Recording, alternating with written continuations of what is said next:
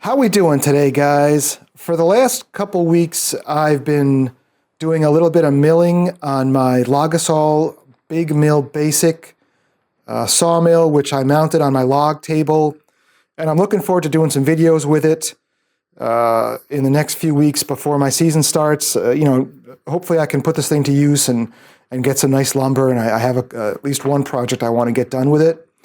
But what I've been doing is kind of a shakedown. And there's some modifications that I'm going to show you on the mill.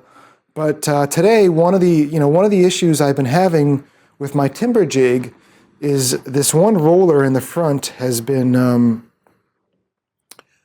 it's been overheating. You know, the exhaust of the chainsaw has been coming right out here, and it heats up this metal, and it looks like it's just melting this one roller in the front. Now, the weird thing is I measure the rollers, and even though it looks squashed, the roller is retaining its height. So, I guess it's not getting that hot. But I want to do something. This bothers me. Now, I read the Logosol manual, and in the manual there is a part that says, you may have to modify your chainsaw's muffler I guess you could screw a piece of metal to the muffler somehow. To redirect the exhaust away. They recommend you contact your chainsaw's manufacturer before you do that. But I think I'd rather keep it simple and just put some kind of heat shield on the Timberjig. And the other part of that is the manual also says do not modify the Timberjig. They can't guarantee its performance or something like that. So any modifications of the Timberjig are going to, I'm sure, void the warranty and may be more dangerous. But I'm pretty sure the chainsaw manufacturer might say the same thing, so I don't know what to say. But my plan is basically, I was walking around the hardware store for a while, and I found this little piece of aluminum flashing shingle for 30 cents. And it took me about a half hour to kind of come to the conclusion to use this. But I like that. It's lightweight. And then I have this piece of brass. It's a brass nipple. And what I want to do is I'm gonna go ahead and cut the piece of aluminum to be like maybe 3 inches down and in this area. And I want to make it so that what I'm going to do is I'm going to void the Logosol warranty. This is not approved by the manufacturer. Is I'm going to use these 1/4-inch bolts with washers to hold these rollers in and put them through my spacer on the other side, and hopefully that'll create enough of a heat shield. And then I'll drill a couple more holes on the Timberjig, and I'll just have my bolts down here for my spacer. I did use the 1/4x20s for this roller. It's a little bit more of a chunkier bolt. I had one of these guys that came with the mill snap on me, and I just think it's a keep it simple rather than a fancier bolt. All we need to do is put a little bit of pressure on this so it doesn't roll, and I think we're going to be fine. The other thing I'm going to do is this has this plate here, so if you're using the Timberjig against the edge of the log, the edge of a 9-degree angle on a log to cut lumber, and there's also a scale bale that goes on here. I already took that off to lighten the weight, but I'm going to go ahead and take this off as well, and that may also help to prevent from catching the heat coming off. I undid all the screws that would remove this plate over here in the front, and the first thing I want to show you is just the difference between the washers. So this is the one that's melted, and then this is what the washer should look like. And if you look at the profile, it really didn't lose any. It didn't lose any width. It's kind of weird how that works out. And then the other thing I want to show you while we have it apart is these are the way these are held in place is this little nut here It's threaded, but it's rounded, so I guess it doesn't wear out. It doesn't wear out the inside of this roller. If you're building a timber jig, I just want you to know that when you put it together, this was the biggest guffaw or problem I had putting it together. There's two different sizes of these little nuts. There's a longer one and there's a shorter one. If you use the longer one on these rollers, the roller is going to roll. It's going to come through, and even though you put pressure on it, it'll still be able to roll. If you use the shorter one, it's not going to roll. You see how it doesn't go through all the way? So it's going to suck it down. So you want to use the longer pieces, the longer nuts, on the two front rollers that are going to roll against your board if you're using a board or if you're going to roll against a log. And you want to use the shorter ones on the back two, which are pretty much stationary. I'm not going to use either. I'm going to give it a shot and see if this mod works or not. And I think the reason they have these special nuts is because it's smoother, so it's not going to wear out these rollers. So we'll have to see if my idea is going to work or not, because I may just end up hacking these rollers. But I'd just like to simplify things a little bit and make it, you know, rather than ordering a special part, if something goes wrong, I can just go to the hardware store and buy a quarter 20 bolts. So all we need to do is, you know, this is the piece that that you run against the log, and I'm going to save all these pieces in case something doesn't work or in case I ever want to use my timber jig on the side of the log again. I have to admit I enjoy the big mill because you just set the height, run the jig on the piece of aluminum, and you don't have to think about it. Whereas with the log, I find you have to think about it some more to cut it, and it's just a little bit more work. I like to keep it as simple as possible. So what I'm going to do is I'm going to basically just leave these two here. I'm going to change the bolt on this one and make it just a quarter 20, and I'll make these the same amount. But then you see these two holes here. If you buy the Farmer's M8, all they do is they just mount these rollers here and here for the Farmer's M8. So what I'm going to do is I'm going to mount these as far out as I can in these two holes to make this as stable as possible, and basically just put the spacer and the piece of aluminum over here. And I'll have to measure and figure out the size of the aluminum, but I'll basically use two holes here to hold that piece of aluminum in. The two rollers on the bottom of the plate, I replaced the fasteners with just SAE quarter-inch bolts. And I had one of them done already, and what I did is I just randomly drew a line at 2 inches, so my bolts will line up for where they are. But one problem I may have with my solution, and what I'm going to guess is the reason that Logosol is using these flathead bolts, is as this piece wears down, this bolt is going to start to scrape the rail. Now, I haven't done a ton of logs. I've only done maybe 3 logs with it so far, so it hasn't really been a concern for me.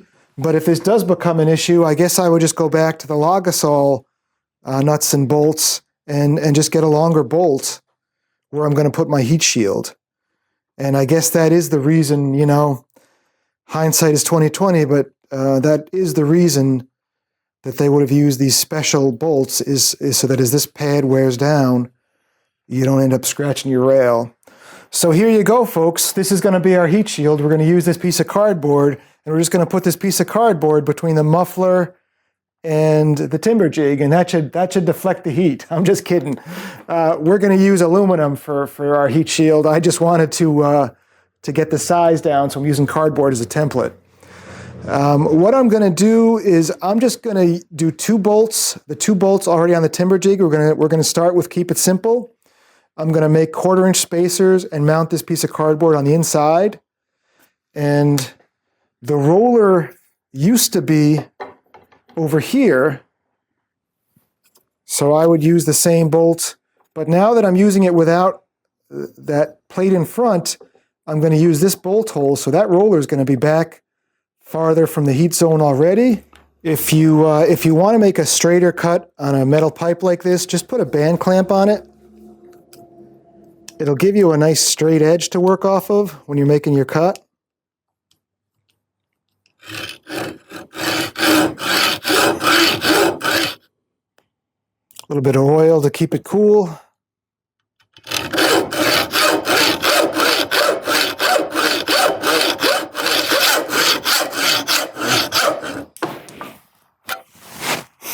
And I cut my band clamp.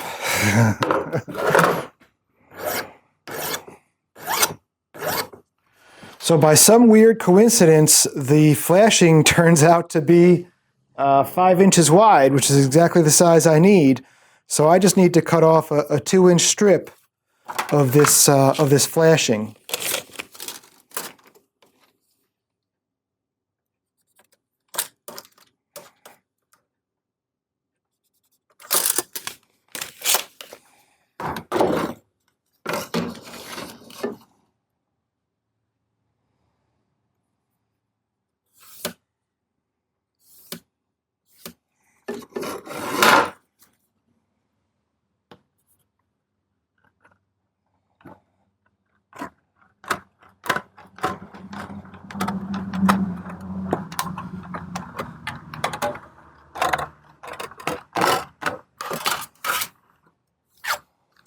See if I can round off these corners a little bit.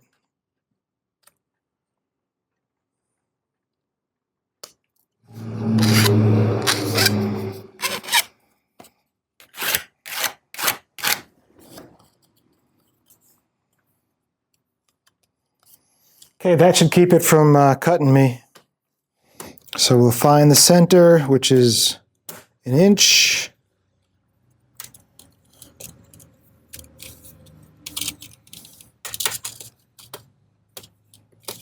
All right, this will make it easier. So 1 inch, 1 inch.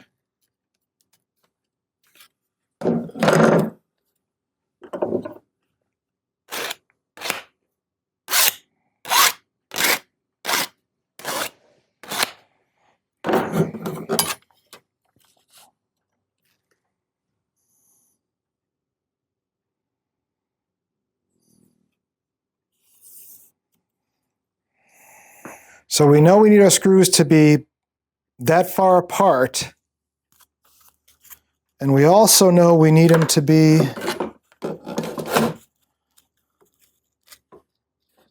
see if I can do this.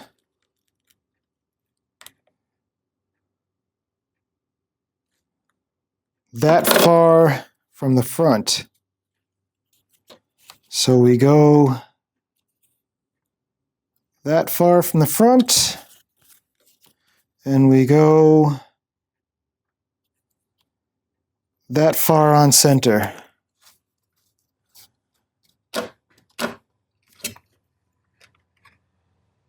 And that should do it. The bolt I'm going to use is 1/4 inch. And the bit I'm going to use doesn't fit in 1/4. Looks like we're 19/64ths.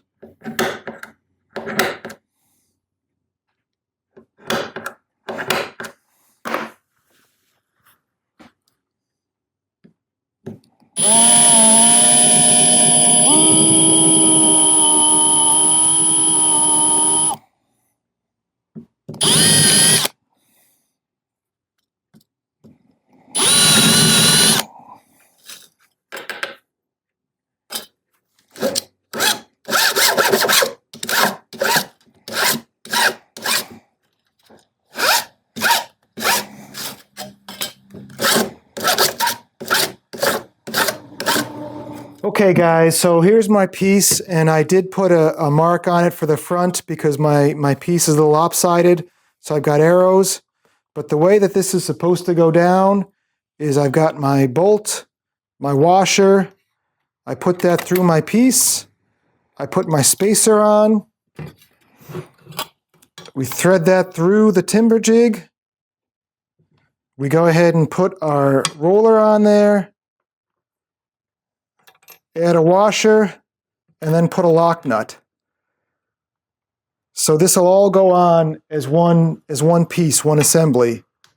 Now, unfortunately, I do not have the right length bolts.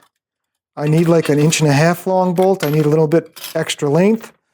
So I'm going to make a run to the hardware store, pick up the lunch. I'm thinking chopped chicken salad.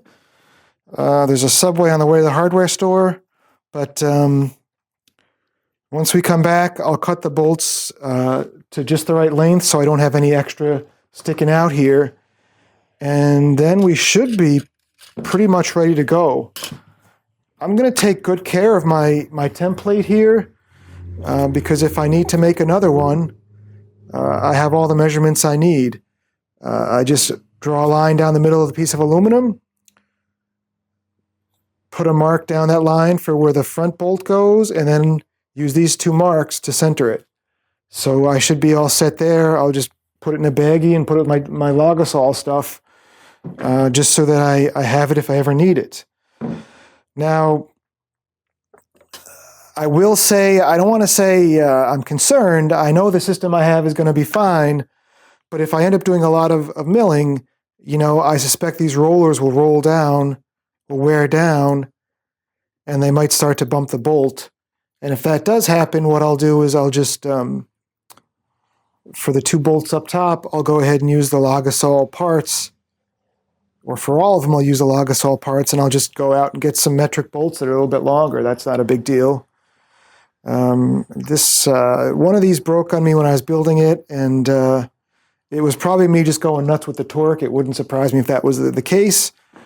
But I like simpler. Simpler is better, but I think the one huge advantage of these Logosol bolts is that there's a lot more wear. You can wear the rollers down a lot more before you start scraping your rail, which is a bad thing. Okay, guys, well, I'm back from lunch, and I picked up some 1.25 and 1.5 bolts, and I did some measurements before I left, and I think 1.25 might just do it.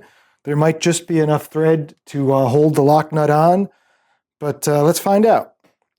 So we're going to take our bolt, put a washer on it, put our heat shield on it facing the right way. Wonder if it makes a difference which way that is. And then our spacer. We thread that through the plate. And then we put our roller on, another washer, and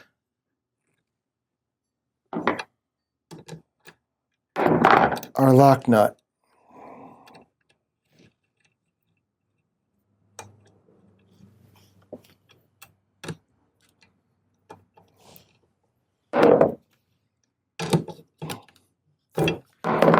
And unfortunately, I'm mixing metric and SAE bolts, so every time I grab a wrench, it takes me 3 tries to find the right size. So, bolt, washer, heat shield, spacer, through the Timberjig, roller, and I did get a new roller. This is my last new roller. I've got a couple more coming next week. Put the roller on there, washer, and lock nut.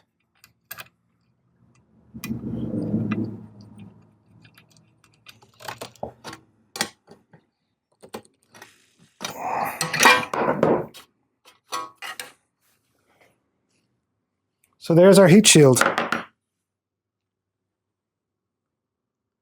There you go. There's just a 1/4 inch gap. Hopefully that's going to be just enough to keep the heat away from the bracket. And, I did make the heat shield part by coincidence, part by planning. The heat shield is a touch bigger than the bracket. So when it deflects the heat, it'll be, you know, beyond the bracket. It won't be a little bit shorter. And my inch and a quarter bolts are just the right length. Before I put this on, I just want to say that I love the fact that all I have to do is put this one piece of metal on my chainsaw, and I've got a chainsaw mill. It's not a super complex proposition. And I like to mount it with the screws as far forward as possible so I can use as much of my guide bar as possible. If you slide it forward, you're losing some of your guide bar length. So then we can go ahead and put our nuts on here.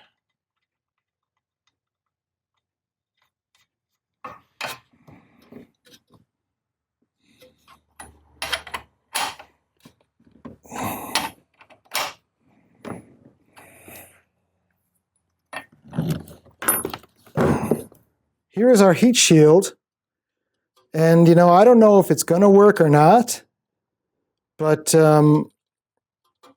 it seems pretty straightforward, pretty simple, and hopefully it'll do the job. The muffler, so the muffler comes out right over here, the heat of the muffler. And, you know, all we want to do is just deflect some of that initial really hot exhaust gases, and hopefully that'll do the job. One thing I want to say is, you know, I did use aluminum for the heat shield, I used brass for the spacer, and I did end up putting a stainless steel washer out here. One thing I've heard is if you use different materials, heat tends not to transfer from one to the other as easily. So while I will admit that it's partially just this is what I had around, I'd like to think that I had some you know, part in choosing different materials to try and keep the heat from spreading.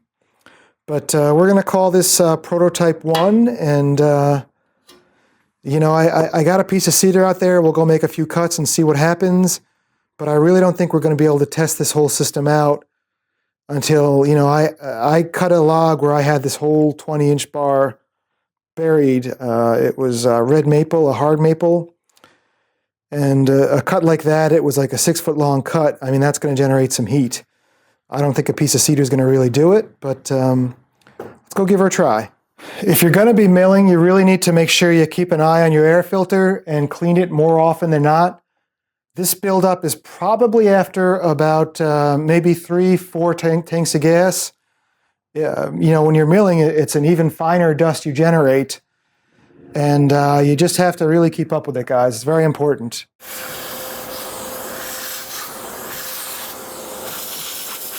Okay guys, I've got a piece of cedar on the mill, and I'll be honest, it's really not going to be much of a test for an 066 or the Logosol mill. I really need to mill something, you know, where I got most of the bar, if not all the bar, buried in a log, because that'll really make that saw run hot, and then we can see how it goes.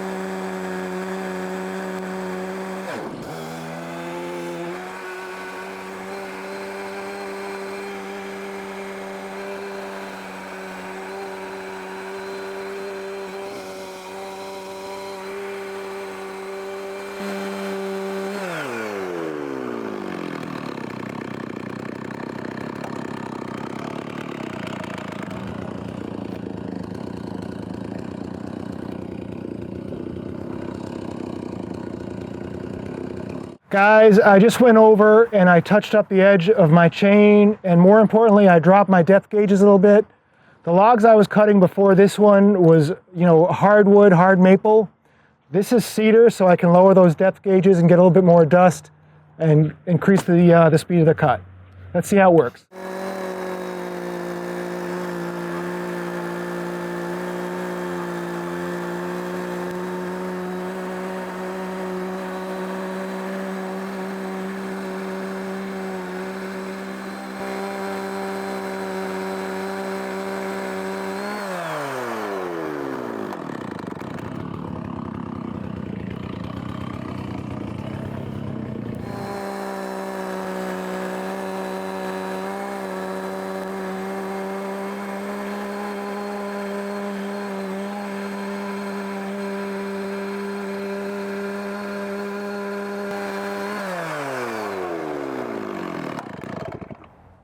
Okay guys, so I just milled, I milled 4 cedar boards here, and these will be going on my fence later today. But as far as the heat shield goes, you know, so far so good. I don't see any distortion of the roller, but I will admit, this whole plate is quite toasty. You know, even down below here, I mean, that a little hotter, and I wouldn't be holding my hand there. Ooh. So it's things get toasty when the mill's going, but I don't see any mushrooming yet. So only time will tell. You know, if this becomes more of an issue, I'll make sure I save that piece of brass, and I can put a couple more spacers down lower, and put a bigger piece of aluminum in there, which might not be a bad idea because this thing really gets hot anyways. But it's funny because aluminum doesn't hold heat. The aluminum's perfectly fine. It's not so bad behind the aluminum either, huh?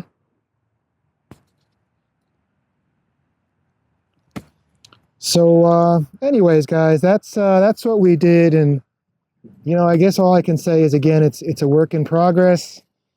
Maybe it'll work, maybe it won't. I have more rollers in the mail, so if I do burn one up, I can always put another one on. But again, even if they do melt a little bit, they don't seem to squash down. You know, it doesn't really seem to affect performance. But you know, like I said, we're working the bugs out of the milling. You know, I'm still learning what I'm doing, but you know, I really do enjoy it. Thanks for watching, guys, and we'll see you soon. Have a great day. Bye-bye.